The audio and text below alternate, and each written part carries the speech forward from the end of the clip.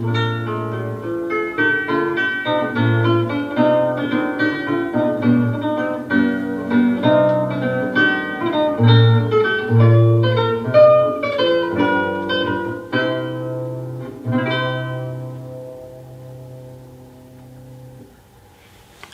I'm Art Dudley. Hi, and I'm Herb Reichert. We're listening to Records. I've been helping with that.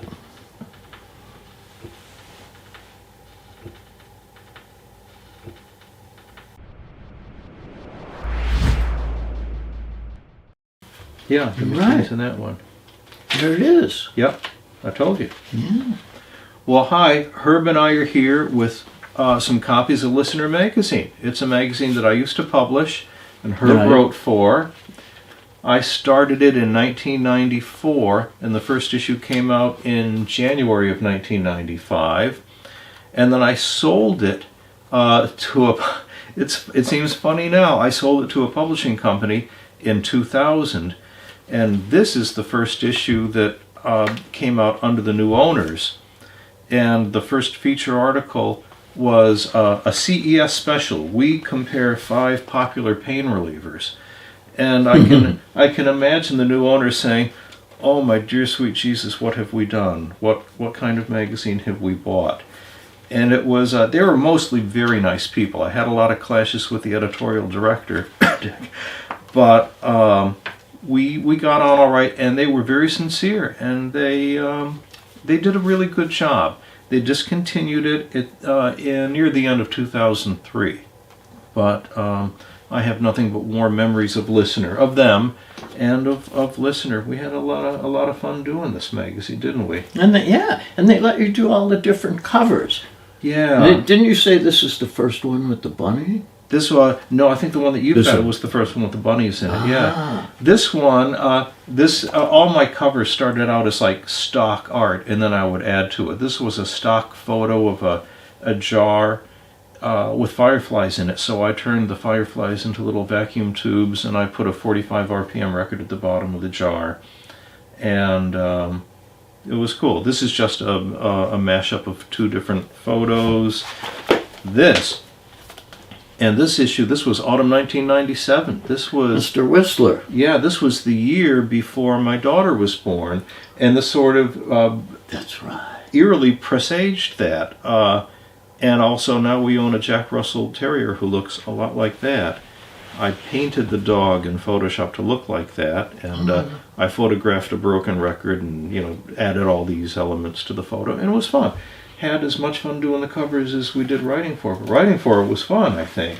Now it's like 20 years later, and you write about artisanal, no pun intended, artisanal equipment. Mm-hmm. This whole magazine is artisanal. Look at what the fact that you made this cover. Can you imagine a magazine today? A handmade cover. Where the editor, pick your favorite editor, is actually making the cover, showing pictures of their bunny rabbit, or anything that's sort of intimate. Yeah, this has intimacy, even from the reader, or the writers. I mean, a lot of these are my friends. And when I read it this morning, I was sitting in the bed late reading these things, and I'm looking and I'm going, I know these people, and now that Art edits, things that I write, I can feel his hand breathing on all of the copy, and it's beautiful. But one person, that's over.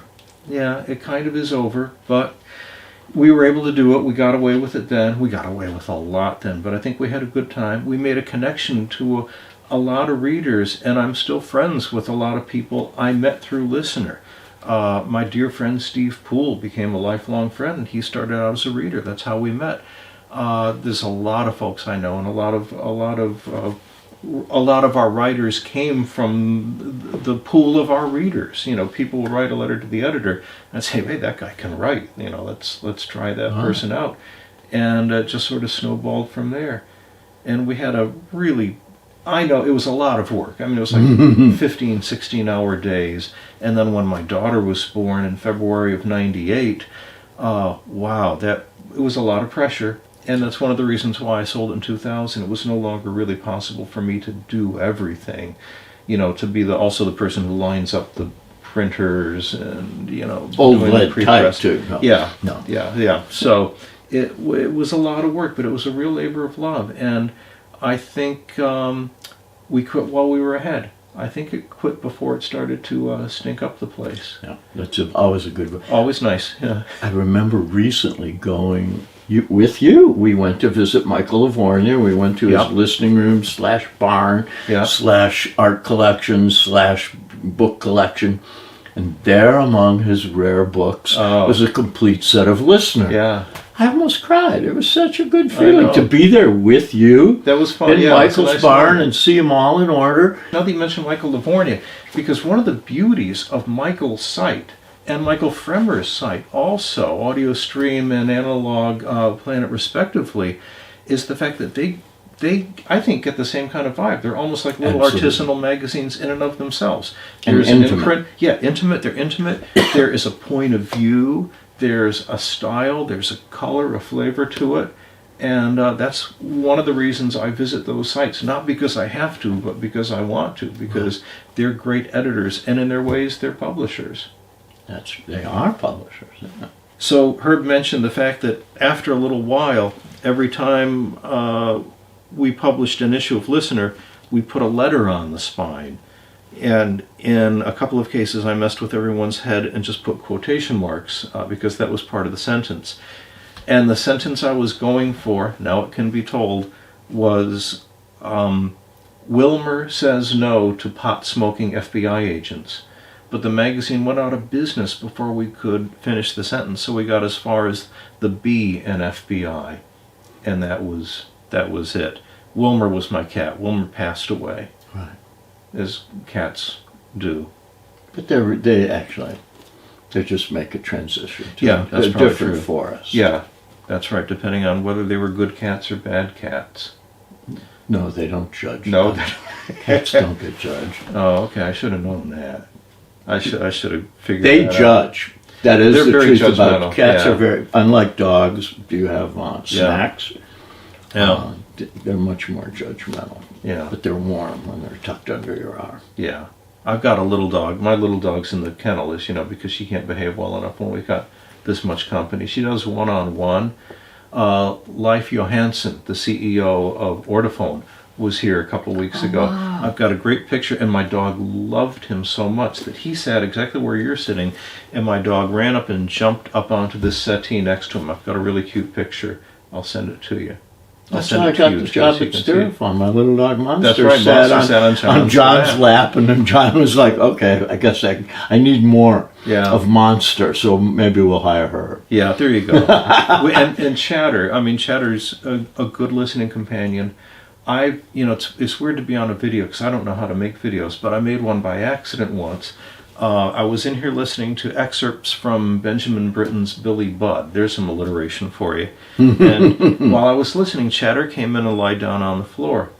And it was really cute. So like any dog, maybe not any dog owner, like a neurotic dog owner, I got my cell phone out and took her picture. And I didn't realize until weeks later I actually had it set on video.